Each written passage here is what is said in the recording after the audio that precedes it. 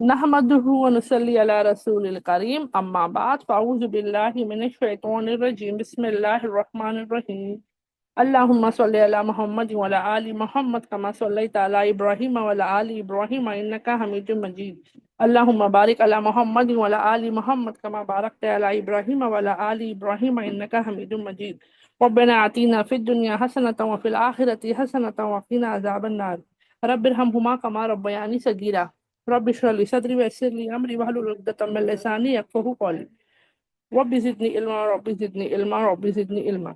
अस्सलामु अलैकुम व रहमतुल्लाहि व बरकातहू।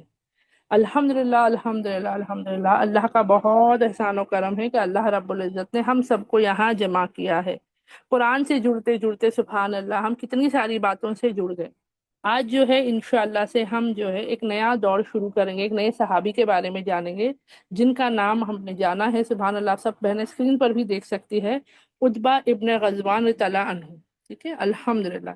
इनके बारे में बहुत कम, देखिए ऐसे बहुत से ऐसे सहाबा है ना जिनके बारे में बहुत वाकयात मिलेंगे हदीसों में, जिनका जिक्र ज्यादा है, जिनके ज्यादा वाकयात होंगे रसूलुल्लाह सल्लल्लाहु अलैहि वसल्लम के साथ, दूसरे सहाबाओं के साथ, जंग के मामले में। बाकायदा हमने जैसे शुरू किया था दौर, तो हमें बहुत सारे पार्ट्स हुए थे, बल्कि एक एक घंटे सवा घंटे की क्लास होती थी हमारी, और उसमें तीन तीन क्लासेस हो गई, मतलब तकरीबन 4 घंटे 5 घंटे तक के बयान है टोटल अगर हम देखा जाए तो। लेकिन कुछ सहाबा ऐसे हैं जिनका बहुत कम जिक्र है, लेकिन इसका मतलब ये नहीं कि इनकी अहमियत कम है या इनके बारे में हम जो है नहीं जानते।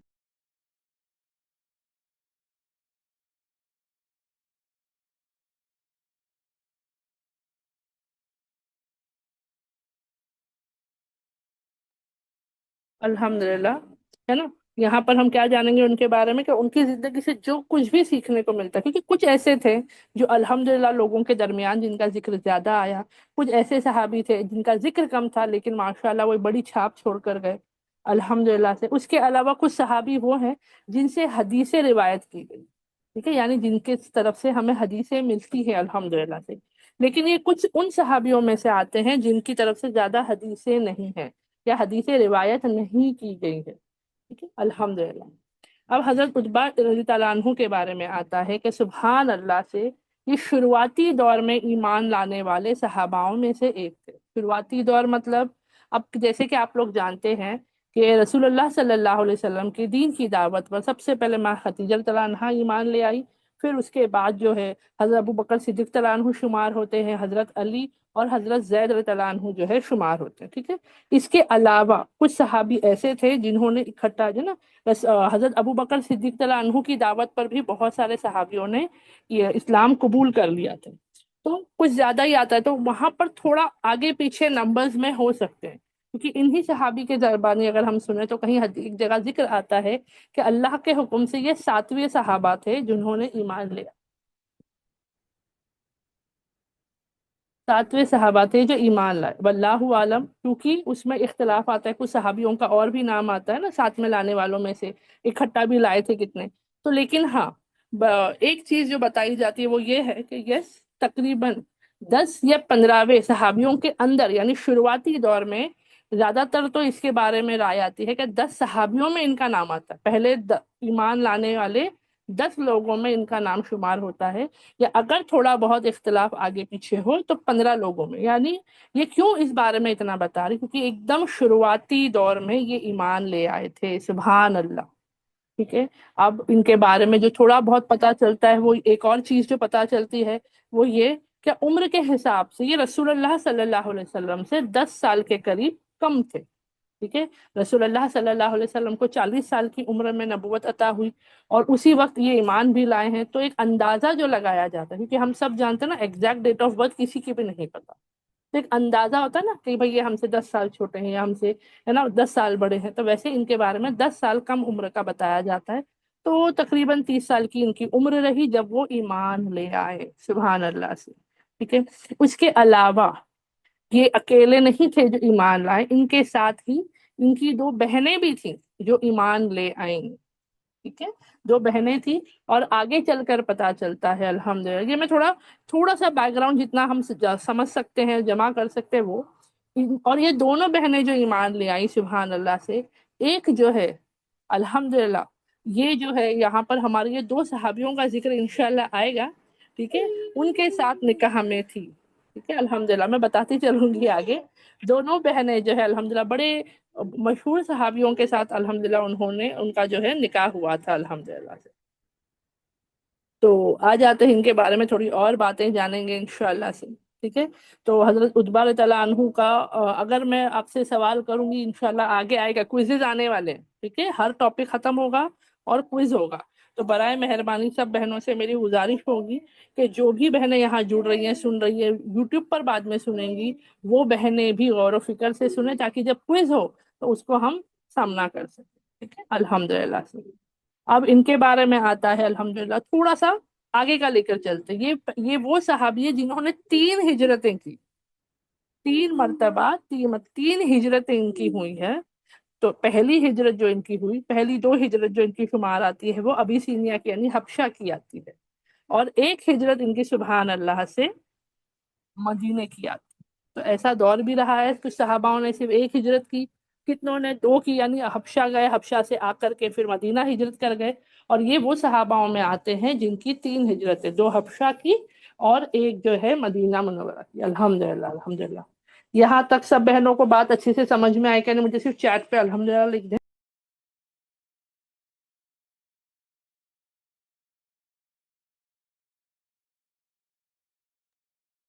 الحمدللہ الحمدللہ۔ تو چلیے ہم شروع کرتے ہیں۔ اب ان کے بارے میں ہم کیا جانتے ہیں؟ تو یہاں پر ہم جو ہے نا پس منظر اور ان کا عمر رضی اللہ عنہ کے ساتھ کا جو واقعہ ہے وہ لے کر کے چلتے ہیں، ٹھیک ہے۔ تو ان کی کوئی جیسے ہم نے کچھ صحاباؤں کے بارے میں جیسے لاسٹ ٹائم ہی ہم نے کیا تھا، ہے نا، حضرت نعیم رضی اللہ عنہ کے بارے میں، کہ ایمان لانے سے پہلے وہ کیسے تھے، کہاں رہتے تھے، کیا کرتے تھے، ہے نا، تمام کیا شوق تھے، کس سے دوستی تھی۔ لیکن ان صحابی کے بارے میں اتنی زیادہ ڈیٹیل میں ہمیں نہیں ملتا ہے، تو جو پتا چلا ہے وہی چیز میں آپ کے ساتھ شیئر کرتی ہوں۔ اللہ رب العزت کے حکم سے تیزی سے پھیلتی ہوئی اسلامی ریاست کے سربراہ اس وقت حضرت عمر رضی اللہ عنہ، ہے نا۔ تو ایک واقعہ سے میں شروع کروں گی انشاءاللہ سے۔ یہ ایمان لے آئے، پہلا بہت زیادہ ذکر نہیں آتا ہے، یہ واقعے سے انشاءاللہ میں شروع کرتی ہوں تاکہ سمجھنے میں آسانی ہو۔ اور یہ حضرت عمر رضی اللہ عنہ کا دور ہے، ٹھیک ہے۔ اسلامی ریاست کے جو تھے اس وقت خلیفہ کون تھے؟ حضرت عمر ابن الخطاب تعالیٰ عنہ تھے۔ عشاء کی نماز کے فوراً بعد جلدی سو جایا کرتے تھے۔ یہ حضرت عمر تعالیٰ عنہ کا دستور مبارک تھا کہ وہ جلدی سویا کرتے تھے۔ کیوں؟ وجہ کیا تھی سبحان اللہ سے؟ وہ آرام کرنا چاہتے تھے تاکہ، ہے نا، دارالخلافہ کے اپنے راستی گشت کے لیے، ان کی عادت تھی، اپنے واقعات میں بھی سنا ہوگا کہ راتوں کے وقت وہ چھپ کر کے نا خفیہ طور پر گزرا کرتے تھے مدینے کی گلیوں میں لوگوں کے درمیان، تاکہ کیا ماحول ہے، کیسا ہے، وہ پتا کر سکے۔ تو ان کی تیاری کیوں ہو رہی ہے جلد سونے کی؟ تاکہ وہ رات کا جو ان کا پہرا ہے، رات کا جو ان کا جانا ہے، نائٹلی ٹور اگر ہم کہہ سکتے ہیں نا، تو الحمدللہ راتی گشت کے لیے تر و تازہ محسوس کریں، جو وہ اکثر بھیج بدل کر کیا کرتے تھے۔ لیکن اس سے پہلے کہ وہ گہری نیند سو پاتے، ریاست کے دور دراز علاقوں سے ڈاک آئی۔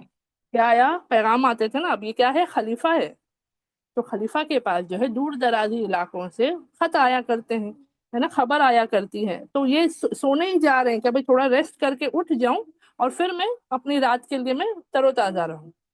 تو ڈاک آئی جس میں انہیں کیا ہے اطلاع دی گئی تھی کہ مسلمانوں کا سامنا کرنے والی فوجوں پر، اس پر مسلمانوں کے سامنے کون ہے یہاں پہ؟ مسلمانوں کا سامنا کرنے والی پرشین فوجیں قابو کرنے میں کیا ہو رہی ہے؟ مشکل ثابت ہو رہی ہے۔ حضرت عمر تعالیٰ عنہ نے اللہ کے حکم سے ایک مجمع پورا، ایک فوج پوری بھیجی تھی مسلمانوں کی، صحاباؤں کی، جو جا کر پرشین، پارسی حکومت، یہ بہت بڑے تھے، رومن اور پرشین امپائر اس دور کے بہت بڑے حکمران تھے۔ آج اگر میں پوچھوں تو ہمارے ذہن میں بہت سارے نام آتے ہیں نا، چائنا آ جاتا ہے، رشیا آ جاتا ہے، امریکہ آ جاتا ہے، کہ بڑی بڑی یہ وہ ریاست، انڈیا بھی آتا ہے اس میں، لیکن یہ دو ایسے نام آ جاتے ہیں جو آپس میں اگر لڑنے آ جائے تو سب بہت World War III کے چانسز ہو جائے، ہے نا۔ تو یہاں پر ایسی یہ دو بڑی حکومتیں تھی جس میں جو بہت زیادہ پاور میں تھی، تو ان کا مقابلہ کرنے کے لیے مسلمانوں کو بھیجا گیا تھا، جس میں مشکلات آ رہی تھی۔ تو خط میں کیا پیغام آیا ہے؟ میسج کیا آیا ہے کہ بھائی وہ فوج کا पर्शियन फौज का मुकाबला करने में मुश्किलात आ रही है, मुश्किल साबित हो रही है। वो हर हारी हुई जगह पर अपनी फौजों को बचाने के लिए मुख्तलिफ जगहों से क्या कर रहे थे, अपने लिए वहां पर पीछे से रीइंफोर्समेंट्स मांग रहे हैं। यानी कि भाई हर जगह हम जहां जहां हमें नुकसान पहुंच रहा है वहां पर हमें बैकअप भेजो। जैसे कहते हैं ना कि भाई ये कम हो रहे हैं हमारे सिपाही या नुकसान हो रहा है तो हमें और मदद दी जाए, और सिपाही भेजे जाए, जरूरत का सामान भेजा जाए, हथियार वगैरह का ना, तो और रीइंफोर्समेंट जो है, जरूरी चीजें जो है वो मांगने के लिए, और सप्लाईज यानी हमारी जो जरूरत का सामान है, खाने पीने का, मैंने कहा ना, हथियार होते हैं, खाने पीने का राशन होता है, दवाइयाँ, जंग में ये तमाम चीजों का ख्याल रखा जाना होता है। तो वो भेजने में कामयाब क्या हो रहे थे वहां पर से, आ, उनको जो है वो चीजें जो है वो मिल रही थी। किसको? ये पर्शियन फौजों की बात होती है कि एक तो उनका मुकाबला करना मुश्किल हो रहा है, लेकिन उनकी फौजों के पास बैकअप है। क्यों? उनका इलाका नजदीक पड़ रहा है, हम दूर है अरब से अब। तो इस इन तमाम बातों में खत में जब उमर तआला अन्हु पर जोर दिया गया था कि वो इजाफी फौज भेजे, और खास तौर पर इसमें लिखा था, उनके लिए क्या लिखा था कि भाई हमें और मदद चाहिए, और फौज चाहिए, और जरूरत की चीजें चाहिए। पर्शियन अम्पायर के पास तो है, वो फौरन कर रहे हैं, अगर उनका नुकसान होने भी जा रहा है तो उनके पास बैकअप भी है, मेडिकल सप्लाईज भी है, जरूरत का राशन भी आ जा रहा है, लेकिन हमें प्रॉब्लम हो रही है। तो खुलफा राशिदीन, खुलफा से जो है अमीरुल मोमिनीन से ये गुजारिश की जा रही है कि हमें मदद भेजी जाए, फौजों को भेजा जाए, जरूरत का सामान भेजा जाए। और खास तौर पर एक बात लिखी थी, वो था अल उबल्ला शहर को हमले के जरिए फारसी फौजों को आदमी और मवाद फराहम करने वाले सबसे अहम जराइब में शुमार किया जाना चाहिए। एक शहर का नाम बताया गया, एक स्ट्रेटेजिक सिटी, एक ऐसा शहर जो बड़ा खास है। देखो जैसे कि अगर मैं समझाने पर आऊं, एक मुल्क में ना हर जगह हमला साथ में नहीं करते दुश्मन, या अगर किसी पर हुकूमत चाहते हैं, कहीं पर हम काबू पाना चाहते हैं तो पूरा नहीं हमला करते। एक ऐसी जगह पर खास तौर पर हमला किया जाता है, या ऐसी जगह पर फतह करने की कोशिश की जाती है जहां पर अल्हम्दुलिल्लाह हम क्या पाए, उससे हमें फतह मिले, या मजबूत पकड़ पा सके हम दुश्मनों पर। एक मिनट बहन।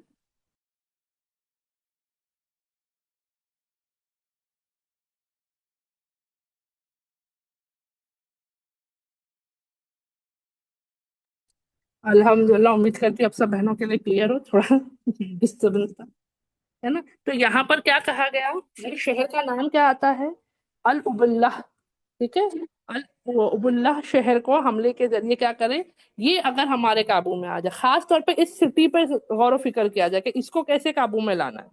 ठीक है, तो ये एक पॉइंट जो है हजरत उमर तआला अन्हु के सामने रखा गया।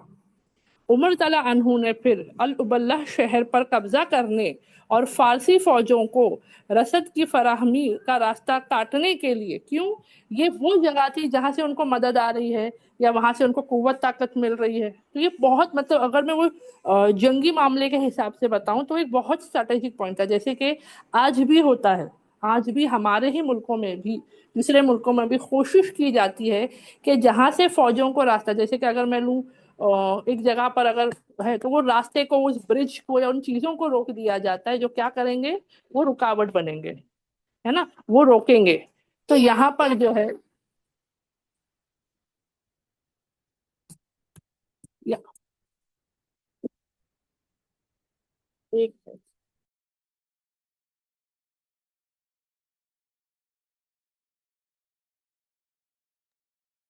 अल्हम्दुलिल्लाह, है ना। तो अगर उस चीज को रोक दी जाए तो क्या होगा, कमजोर पड़ जाएगी दुश्मन, है ना। तो वैसे ही यहाँ पर भी इन चीजों को बताया जा रहा है। अब वहां पर इनको खत में पैगाम भेजा गया कि भाई शहर पर ऐसा कब्जा पाना है कि जिसकी वजह से इनको जो मदद आ रही है, जो इनको कुव्वत ताकत मिल रही है, वो रोक दी जाए। यानी उनका जो उनको सप्लाई जा रही है उसको काटने के हिसाब से यहाँ पर मदद की जाए। तो रसूल हजरत उमर तआला अन्हु ने इस चीज का क्या किया, फैसला किया। अल्हम्दुलिल्लाह, उनका सबसे बड़ा मसला ये था कि शहर में उनके पास बहुत कम आदमी बचे थे।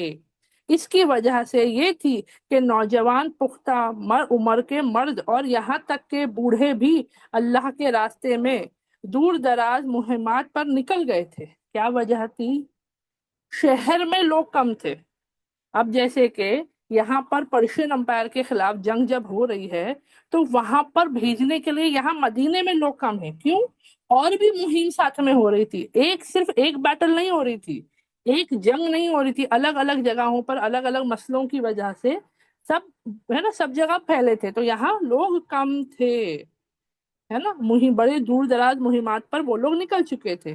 ان حالات میں انہوں نے اس حکمت عملی پر عمل کرنے کا ارادہ کیا جو وہ جانتے تھے اور جو آزمائی ہوئی تھی، یعنی ایک چھوٹی فوج تیار کی جائے اور اسے ایک مضبوط اور قابل کمانڈر کی قیادت میں دیا جائے، یعنی ایک اپنایا ہوا ایک ایسا طریقہ اپنایا انہوں نے جو ان کو پتا تھا کہ بھئی یہ کامیابی والا، یعنی بولتے نا آزمایا گیا ہوا فارمولا، اگر میں آپ کو آسان زبان میں کہوں تو یہ وہ چیز ہے جو اس سے پہلے کی گئی ہے اور یس اس میں مدد مل سکتی ہے، یعنی ایک بڑی فوج بھیجنے کے بجائے بھلے فوج میں لوگ کم ہو، فوجی کم ہو، لیکن ان کو ایک ایسے لیڈر کے ساتھ، ایک ایسے قابل کمانڈر کے ساتھ بھیجا جائے کہ جس کے لیڈرشپ میں، جس کی کمانڈنگ میں کیا ہو، وہ فوج دشمنوں پر بھاری پڑے۔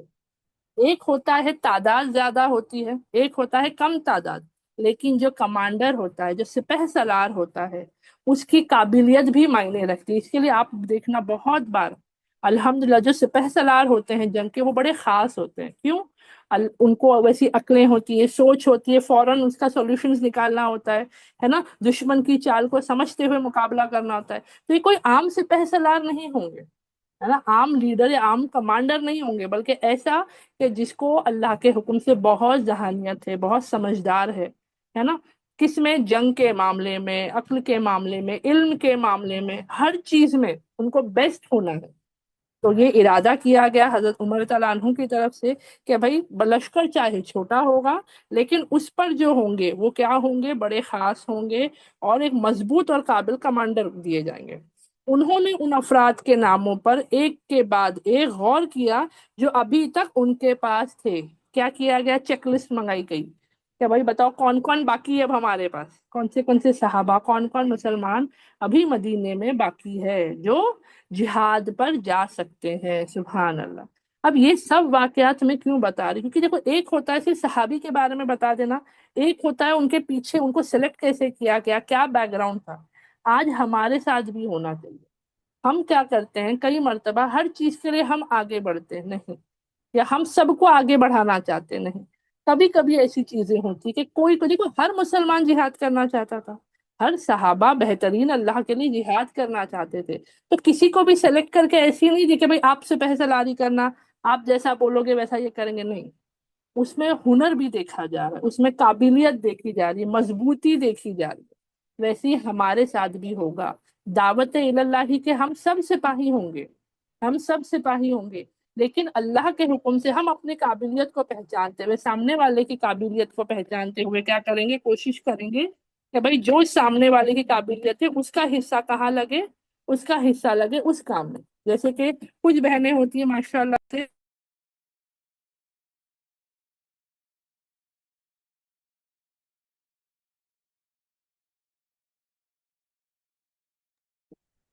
الحمدللہ، ہے نا، جیسے کچھ بہنیں ہوں گی ماشاء اللہ سے وہ بہت بہترین بیان کرتی، کچھ بہنیں ہوتی ہیں جو قرآن بڑے اچھے سے سکھاتی ہیں نا، تلاوت کرتی ہیں، تجوید مخرج جانتی ہیں، کچھ بہنیں جو ہیں الحمدللہ بیانات میں اچھی ہوتی ہیں، ایسے الگ الگ سب کو اللہ نے قابلیت دی گئی ہے، آپ کے آس پاس بھی ہوں گے اور آپ کے اندر بھی ہوگا، تو ان چیزوں کو چیک کر کے ہم آگے قدم بڑھائیں انشاءاللہ سے، ٹھیک ہے۔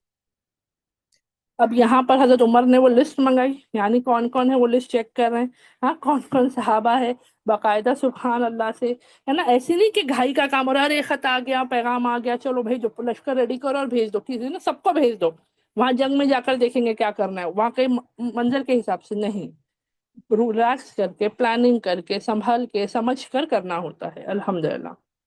تو یہ چیزیں آئی یہاں پر، اور اسی کے ساتھ میں جب انہوں نے غور و فکر کیا تو کیا پایا انہوں نے؟ وہ سوری میری الحمدللہ، ہے نا، تو انہوں نے کیا کیا؟ ان ناموں پر غور و فکر کیا، اور ایک کے بعد ایک جب ان ناموں پر غور کیا جو ابھی تک ان کے پاس تھے، تاکہ دیکھا جا سکے کہ سب سے موزون کمانڈر کون ہے، سب سے بہتر ملتے نا، سارے سبحان اللہ بہترین ہے، لیکن اس حال میں اس وقت کے لیے کون ہے جو اس کام کو اللہ کے حکم سے انجام تک پہنچا سکتے ہیں؟ آخر کار وہ خود پکار اٹھے۔ کیا پکارے؟ کیا آواز لگائی؟ ہوتا ہے نا کہ فوراً جب چیز جو ہمیں چاہیے وہ ہم تلاش کرو مل جاتا ہے تو ہم بولتے ہیں نا ارے مل گیا مل گیا مل گیا، سبحان اللہ سے۔ تو میں کبھی کبھی صحاباؤں کے بارے میں، ان کی زندگیوں کے بارے میں سنی، کیونکہ کہیں نہ کہیں ہمیں کیا لگتا ہے نا، صحاباؤں کا جب نام آتا ہے تو بے شک ان کا مقام اور مرتبہ ہم سے بہتر والا ہے، لیکن ہم ان کو اتنا اوپر کر دیتے نا کہ ہم ان سے ریلیٹ نہیں کر پاتے۔ ارے نہیں، وہ تو صحابہ تھے، وہ تو رسول اللہ صلی اللہ علیہ وسلم کے ساتھ اٹھتے بیٹھتے تھے، بے شک، لیکن وہ تھے تو ہمارے ہی جیسے بشر نا، ہمارے ہی جیسے ایموشنز ہیں، ہمارے ہی جیسی سوچ ہے، ہمارے جیسے ہی تھے، سبحان اللہ۔ تو سبحان اللہ، ان کے جو چھوٹی چھوٹی ایسی باتیں ہوتی ہیں نا جو ہمیں ان سے جوڑ دیتی ہے، الحمدللہ۔ تو فوراً وہ پکار بیٹھے، مجھے وہ مل گیا، مجھے وہ مل گیا۔ کون؟ ہاں، میں نے اسے ڈھونڈ لیا ہے، مجھے مل گیا وہ شخص جسے میں تلاش کر رہا تھا، میں نے اسے ڈھونڈ لیا ہے۔ اب یہ نئے کمانڈر کون تھے؟ تو وہ تھے عتبہ ابن غزوان تعالیٰ عنہ، سبحان اللہ۔ پھر وہ واپس بستر پر چلے گئے، انہوں نے کیا دیکھا؟ پیغام آیا، پڑھ لیا، ڈھونڈ لیا، پسند کر لیا، اور وہ پھر بستر کی طرف چلے گئے۔ جس شخص کا انہوں نے انتخاب کیا تھا وہ ایک مشہور مجاہد تھے، جنہوں نے، اب یہ کوئی عام نہیں ہے، یہ بڑے مشہور مجاہد یعنی جہاد کرنے والے صحابی تھے، جنہوں نے بدر کی غزوات میں، بدر میں، احد میں، خندق میں اور دیگر جتنی جنگوں میں حصہ لیا تھا۔ جتنی بھی جنگیں اللہ کے لیے اسلام کی ہوئی، انہوں نے سب میں حصہ لیا تھا، غزوات میں بھی اور جنگوں میں بھی، سبحان اللہ سے۔ انہوں نے یمامہ کی خوفناک جنگوں میں بھی لڑائی کی تھی اور محفوظ رہے تھے۔ جنگ یمامہ کوئی عام جنگ نہیں تھی، یہ بھی بڑی خوفناک جنگ تھی، پتہ ہے، اور اس میں بھی انہوں نے مقابلہ کیا، جنگ لڑی، اور وہ محفوظ رہے اس میں اللہ کے حکم سے۔ تو یہاں پر پتا چلتا ہے سبحان اللہ، یعنی کتنی ساری چیزیں، دیکھیے سب چیز چیک کر کے حضرت عمر تعالیٰ عنہ ان کو سلیکٹ کر رہے ہیں، ہے نا، ماشاء اللہ سے۔ انہوں نے حبشہ کی پہلی ہجرت بھی کی تھی، لیکن مکہ میں نبی کریم صلی اللہ علیہ وسلم کے پاس رہنے کے لیے واپس آ گئے تھے۔ شروعات میں نے آپ بہنوں کو بتایا تھا کہ ان کی 3 ہجرتیں ہوئی تھی۔ ایک انہوں نے اللہ کے حکم سے سب سے پہلی کہاں کی تھی؟ حبشہ کی تھی۔ اس کے بعد جو ہے، کیونکہ ان کا دل جو تھا وہ رسول اللہ صلی اللہ علیہ وسلم کے ساتھ رہنا چاہتے تھے، تو وہ جو ہے دوبارہ سے مکہ آ گئے۔ دیکھیے ہے نا کتنی محبت، کتنی طرف، الگ الگ طریقے سے، الحمدللہ سے۔ تو وہ کیا ہو گئے؟ وہ واپس مکہ کی طرف آ گئے، سبحان اللہ، الحمدللہ۔ اور پھر ان کے پاس ہے نا الحمدللہ ہجرت کی، اور رسول اللہ صلی اللہ علیہ وسلم کے پاس واپس آ گئے تھے۔ پھر انہوں نے مدینے کی طرف ہجرت کی۔ نبی صلی اللہ علیہ وسلم کے یہ لمبے اور بڑو صحابی نیزوں اور تیروں کے استعمال میں اپنی بے مثال مہارت کے لیے مشہور تھے۔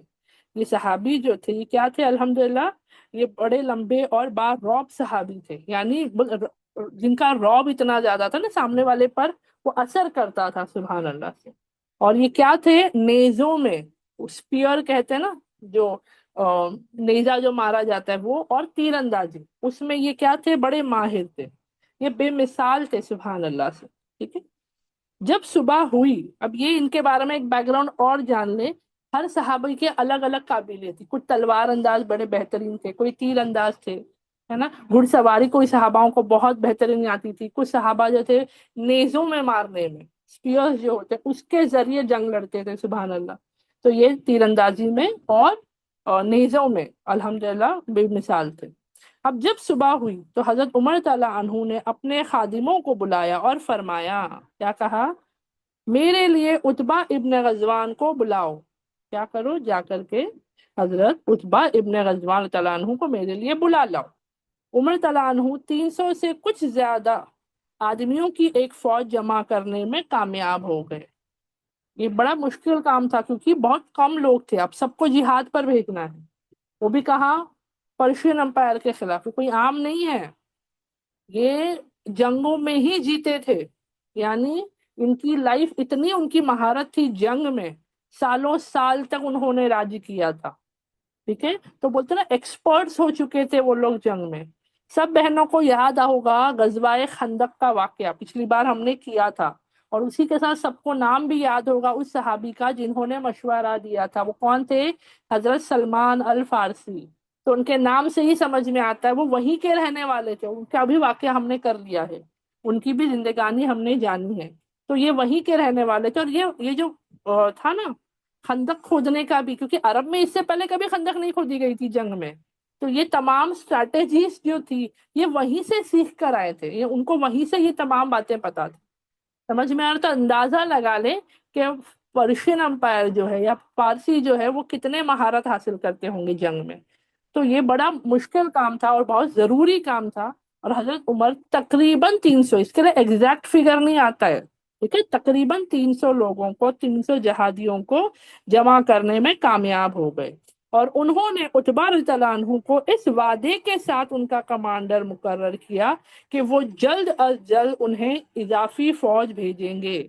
کیا وعدہ کیا؟ کہ آپ ابھی 300 جہادیوں کو لے کے جائیں، آپ ابھی اس لشکر کو، چھوٹا سا لشکر ہے 300 کا، ان کو لے کے جائیں، اور میں پیچھے سے بعد میں جو ہے اور اضافی اور ایکسٹرا فوجوں کو انتظام کر کے، کیونکہ ابھی اتنا ہی جمع ہو پایا ہے تو اب رک نہیں سکتے نا اور جمع ہونے کے لیے، تو کیا کریں، آپ اپنی فی الحال اتنوں کو لے کر جائیں اور مقابلہ کریں۔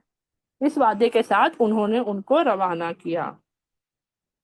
جب فوج روانہ ہونے کے لیے صفوں میں جمع ہوئی تو حضرت عمر تعالیٰ عنہ انہیں الوداع کہنے اور اپنے کمانڈر عتبہ تعالیٰ عنہ کو ہدایت دینے کے لیے ان کے سامنے کھڑے ہوئے۔ انہوں نے فرمایا، اے عتبہ، میں تمہیں الابلہ کی سرزمین پر بھیج رہا ہوں، یہ دشمن کے بڑے قلعوں میں سے ایک ہے، اور میں دعا کرتا ہوں کہ اللہ اسے فتح کرنے میں تمہاری مدد فرمائے۔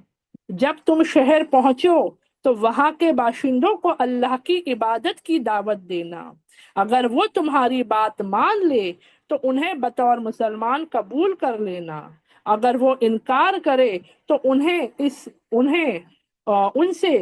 سے جزیہ لینا، اور اگر وہ جزیہ دینے سے بھی انکار کرے تو ان سے جنگ کرنا، اور اپنی ذمہ داریوں کو نبھانے میں اللہ سے ڈرنا۔ سبحان اللہ، ابھی آگے اور باقی ہے لیکن میں اتنے پر آتی ہوں کہ دیکھیے ایک مطلب ابھی سبحان اللہ سے کتنی، یعنی لوگوں کو ایسا ہوتا ہے کہ جنگ ہوتی ہے، لوگوں کو لگتا ہے زمین فتح کرنے کے لیے، اپنی ملکیت کو بڑھانے کے لیے۔ اب یہ جو جنگیں ہوتی تھی یہ ملکیت بڑھانے کے لیے نہیں، اسلام کے دائرے کو بڑھانے کے لیے، لوگوں تک دین حق پہنچانے کے لیے ہوتی تھی۔ یہاں پر حضرت عمر رضی اللہ عنہ نے کتنی خوبصورت بات بتائی، کتنے خوبصورت طریقے سے وہ یہاں پر موٹیویٹ بھی کر رہے ہیں، حوصلہ بھی دے رہے ہیں، حق بات کی یاد دلانی بھی کریں، تاکہ آپ جنگ سمجھ کے صرف جنگ دیکھیے۔ حضرت عتبہ رضی اللہ عنہ اور جتنے جہادی جا رہے ہیں یہ سب ایمان پر ہے اور ایمان کی بہترین حالت میں ہے، لیکن پھر بھی ایک لیڈر کے طور پہ، ایک الحمدللہ خلیفہ کے طور پہ ہے نا، اور ایک مومن کے طور پہ یہ ان کی ذمہ داری تھی کہ حق بات کو دہرایا جائے۔ ہم کئی مرتبہ نہیں بولتے لوگوں کو، ہم جب بھی جس سے ملے حق بات کی طرف لے آئیں، یاد دلانی کریں، ہے نا، الحمدللہ کہ اللہ کے لیے کریں، ہے نا، اللہ کامیابی عطا کرے گا، اللہ کا خوف دل میں ہو، اللہ سے محبت دل میں ہو۔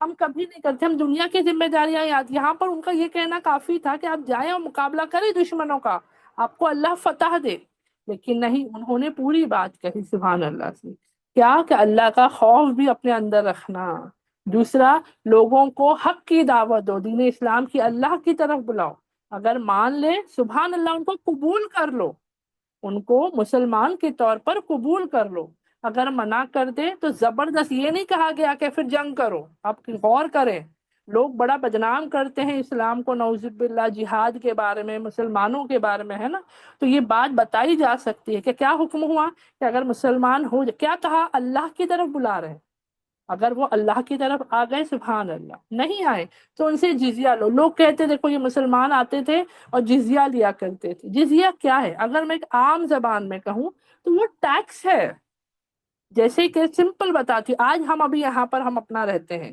اس زمین پر ہر یہاں کا پیدا ہونے والا باشندہ رہتا ہے، ہم گورنمنٹ کو ٹیکس دیتے ہیں، تو کیا گورنمنٹ ہم پر ظلم کر رہی ہے؟ وہ ٹیکس کیوں لے رہی ہے گورنمنٹ؟ کیونکہ وہ وہی پیسہ جو ہے ہماری ضرورت کی چیزیں کرتی ہے، راستوں کا بنانا، پانی کا انتظام کرنا، باقی اور میں مطلب بہت لمبی لسٹ ہو جائے گی، میں اتنا ایکسپلین نہیں کر پاؤں گی، ابھی وقت کم رہتا ہے۔ تو بتانے کا مقصد کیا ہے، کیوں لے رہے ہیں؟ یہ تو نہیں ہے نا کہ بھائی نہیں ہم ان سے لیں گے ان سے نہیں لیں گے، سب سے لیتے ہیں۔ ہاں تھوڑا بہت اس میں غلطیاں ہیں گورنمنٹ کے بیسس پہ، مالداروں کا الگ حساب ہے، مڈل کلاس کا الگ ہے، لوور مڈل کلاس کا الگ ہے، تو وہ بہت سارا ہے۔ میں نے کہا نا وہ دنیائی باتوں میں نہیں جانا، لیکن سمجھانے کا مطلب کیا ہے، ٹیکس تو لے رہے ہیں، کیوں لے رہے ہیں؟ کیونکہ جہاں آپ لے رہے ہو یہاں کی چیزیں آپ استعمال کرو گے، زمین ہے نا، وہاں کا پانی، وہاں پر آپ کو حفاظت بھی چاہیے، آپ کو ایسے ہی نہیں چھوڑا جائے گا۔ اگر آپ ہمارے شہر میں رہتے ہو تو حفاظت جیسے ہمارے لیے ہوتی ہے، پولیس پروٹیکشن ہوتی ہے، آرمیز ہوتی ہے، نیویز ہوتی ہے، یہ ہمارے گھر پر آ کے سیکورٹی نہیں دے رہے، لیکن جہاں سے بھی دے رہے ہمارے لیے کر رہے ہیں نا۔ تو ویسے ہی جزیہ بھی جو لیا جا رہا ہے، اب لوگ کہتے ہیں وہ مسلمانوں سے نہیں لیتے تھے، تو مسلمانوں سے جزیہ لینے کی ضرورت نہیں ہے۔ کیوں؟ اگر میں کہوں کیوں، تو یہاں پر وہ جو رہ رہے نا مسلمان اپنی طرف سے الحمدللہ، معاشرے میں ان کا اپنا ایک ٹیکس، اگر میں دیکھو ورڈ ٹیکس نہیں ہوتا لیکن میں سمجھانے کے لیے بتا رہی ہوں، مسلمان جو ہوتے تھے الحمدللہ، جیسے ہم بھی آج ہیں، ہم ہماری سوسائٹی کے لیے، ہم ہمارے معاشرے کے لیے، ہمارے پاس سے اللہ کے حکم سے زکوٰۃ اور صدقات نکلتے ہیں۔ تو جو مسلمان ہوتا تھا وہ کیا کرتا تھا، وہ اس کے حصے میں جتنا آتا ہے اتنا زکوٰۃ اور صدقات جو ہے وہ سوسائٹی میں ہی دیتا تھا۔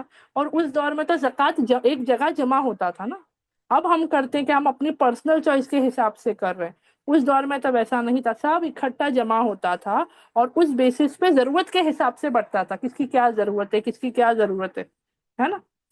تو ہمیں علم ہونا چاہیے، ہم فوراً انکار نہیں کریں، نہیں وہ پتہ نہیں وہ لوگ کیوں جزیہ لیتے تھے، نہیں، وہ ضروری ہے۔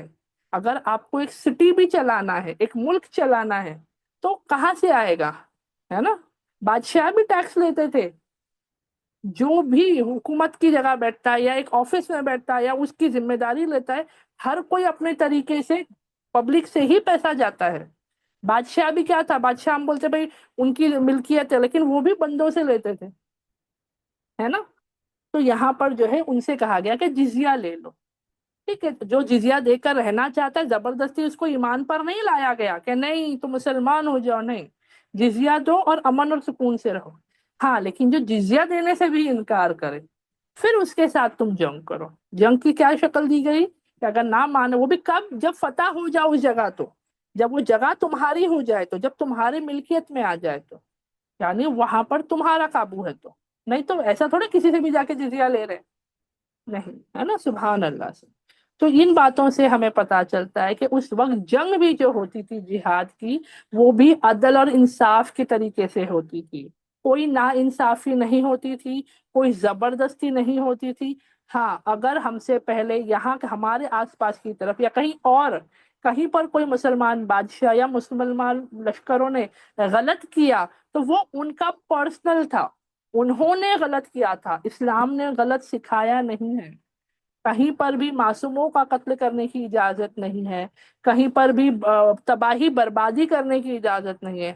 آپ کو پتہ ہے الحمدللہ ہم یہاں تک کہ یہ حکم ہے کہ اگر کہیں پر جنگ ہو اور فتح مل جائے، اس جگہ کے ایک بھی چیز کو نقصان نہ پہنچایا جائے، چاہے درخت اور پودے ہی کیوں نہ ہو، انسان تو چلو اگلا ہے، انسانوں کو بھی نہیں، یہاں تک کہ درخت پودوں اور جانوروں کو بھی نقصان پہنچانے کی اجازت نہیں ہے۔ اور ایک ایسے بھی دور گزرا ہے، ایسے حکمران گزرے ہیں کہ جہاں سے گزرتے وہاں بستیوں کو پورا اجاڑ کے چلے جاتے، انسان تو انسان، درخت پودے جانور سب کو تباہ اور برباد کیا، یعنی ایسی تباہی کر کر جاتے۔ سوچو دین اسلام کتنا خوبصورت ہے۔ تو یہاں پر حضرت عمر تعالیٰ عنہ نے یہ بات کہی، یہ حوصلہ دیا، اور اسی کے ساتھ آگے کہتے ہیں، اے اتبا، خود کو مغرور یا متکبر ہونے سے بچانا۔ سبحان اللہ، یاد دلانی کی جا رہی ہے۔ آپ اور میں، ہم کسی کو کہیں گے کہ بھائی بتا ابھی زیادہ تکبر مت کرو، بولیں گے ہاں ہاں بڑا مجھے سکھانے آئے۔ یہاں پر یہ نہیں ہے، دینی بھائیوں کے درمیان اور ایک لیڈر اور ان کے سپہ سالار کمانڈر کے درمیان کی بات ہے، حق بات کو یاد دلانا، کیونکہ یہ ہوتا ہے، انسان ہے، نفس ہے، زور کھائے گا۔ اگر فتح پا گئے، وہاں پر کامیابی ملی، تو آتا ہے نا، تکبر آنے کے چانسز ہوتے ہیں، انسان میں گھمنڈ آنے کے چانسز ہوتے ہیں، یہ ہے، نارمل بات ہے۔ تو وہ یاد دلانی کر کے بھیج رہے ہیں. کیا یاد دلانی کر رہے ہیں سبحان اللہ سے؟ کہ جب کیا ہو اللہ کے حکم سے کہ تم جو ہے خود کو مغرور یا متکبر ہونے سے بچانا، کیونکہ یہ تمہاری آخرت کو برباد کر دے گا. تکبر اور مغروریت کیا کرتی ہے؟ آخرت کو برباد کر دیتی ہے. جان لو کہ تم اللہ کے رسول صلی اللہ علیہ وسلم کے صحابی تھے. اللہ نے ان کے ذریعے تمہیں عزت بخشی جبکہ تم کوئی اہمیت نہیں رکھتے. جبکہ تم کوئی اہمیت نہیں رکھتے تھے.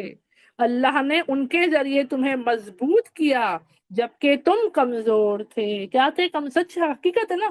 یہ ہمارے لیے، یہ جو یہاں پہ بات کہی جا رہی ہے نا، اگر بعد میں وقت ملے تو ضرور دوبارہ سے ریکارڈنگ سننا اور اس بات کو غور و فکر کرنا. یہ ہمارے لیے بھی نصیحت ہے. ہم بھی جنگ پر روز نکلتے اللہ کے لیے. ہمارے اندر ہے تو ہمارے اندر آ جاتے مغروریت، ارے میں اللہ کی 5 وقت کی نماز پڑھنے والی بندی، میں قرآن کی باتیں کرتی ہوں، میں لوگوں کو علم سکھاتی ہوں. نہیں، ہرگز نہیں. ہم تو سچ میں کمزور. ہمارے پاس کیا ہے بتائیں نا؟ ہم تو کمزور ہی ہے نا. مضبوطی کس نے عطا کی؟ اللہ کے حکم سے، رسول اللہ صلی اللہ علیہ وسلم کے ذریعے، قرآن کے ذریعے ہم نے مضبوطی کو پایا. تو کیا کہا؟ یہ جو عزت، تم تو کمزور تھے، اب تم ایک کیا ہو؟ اب تم ایک با اختیار کمانڈر اور ایک ایسے لیڈر بن گئے ہو جس کی اطاعت کرنی ضروری ہے. یہ کتنی بڑی نعمت ہے. اگر یہ تمہیں مغرور نہ کرے، دھوکہ نہ دے اور جہنم کی طرف نہ لے جائے. اللہ تمہیں اور مجھے اس سے محفوظ رکھے. کیوں؟ ابھی آپ کو ایک کمانڈر بنایا جا رہا ہے تو کیا ہو گیا؟ آپ کو ایک لیڈرشپ دی گئی. آپ کے نیچے لوگ ہوں گے جو آپ کی بات سن کر عمل کریں گے. تو کئی مرتبہ ایسا ہوتا ہے نا، ہمارے ساتھ تو ہوتا ہی ہے نا. ہم اپنے آپ کو بڑا سمجھنے لگتے. سامنے والا جو ہماری باتیں سنتا ہے، ہم اس کو اپنے سے کم تر. اگر سمپل سمجھاؤ، جیسے گھر میں کام کرنے کو جاتا ہے، کتنے لوگوں کے میڈز وغیرہ ہوتے ہیں یا واچ مین وغیرہ، سیکورٹی وغیرہ والے ہوتے ہیں، یا آفیسز میں ان کے ہاتھ کے نیچے کام کرنے پیونز وغیرہ ہوتے ہیں. تو ہم نعوذ باللہ ان کو اپنے آپ کو ان کے اوپر سمجھتے ہیں، ان کو نیچا سمجھنے لگتے ہیں. ارے ہم باس ہے، میں اس کو سیلری دیتی ہوں، میں اس کو پگار دیتی ہوں، وہ میرے گھر میں آ کے کام کرتی ہے، اگر میں نے اس کو پگار دینا بند کر دی تو وہ کیا کرے گی؟ یہ حقیقت بتا رہی ہوں، یہ ہمارے ساتھ ہوتا ہے. تو وہ یہی یاد دلا رہے ہیں کہ اب تم کو کمانڈر بنایا جا رہا ہے تو لوگ کریں گے تمہاری اطاعت. لیکن ضروری کیا ہے کہ یہ کمانڈرشپ جو تمہیں دی جا رہی ہے، جو عزت تمہیں دی جا رہی ہے، جو مقام اور مرتبہ تمہیں دیا جا رہا ہے، یہ کیا نہ کرے تمہیں؟ یہ تمہیں جو ہے مغرور نہ کر دے، یہ تمہیں دھوکے میں نہ ڈال دے اور جہنم کی طرف نہ لے جائے. اللہ رب العزت سے دعا کرتے ہیں حضرت عمر تعالیٰ عنہ. کیا دعا کرتے ہیں؟ کہ اللہ تمہیں اور مجھے، دیکھو ایسا نہیں کہ صرف تمہیں کہہ رہے ہیں کہ بھائی تمہیں ایسا ہوگا، تم مغرور ہو جاؤ گے یا تم متکبر ہو جاؤ گے یا تمہاری حفاظت نہیں، خود کو بھی شمار کرتے ہیں. یہ ہمیں سیکھنا ہے کیونکہ ہمارے اندر بھی یہ کوالٹیز ہو سکتی ہیں، یہ برائیاں ہمارے اندر بھی آ سکتی ہے. تو دعاؤں میں اپنا حصہ بھی لگائیں. تو کیا کہا؟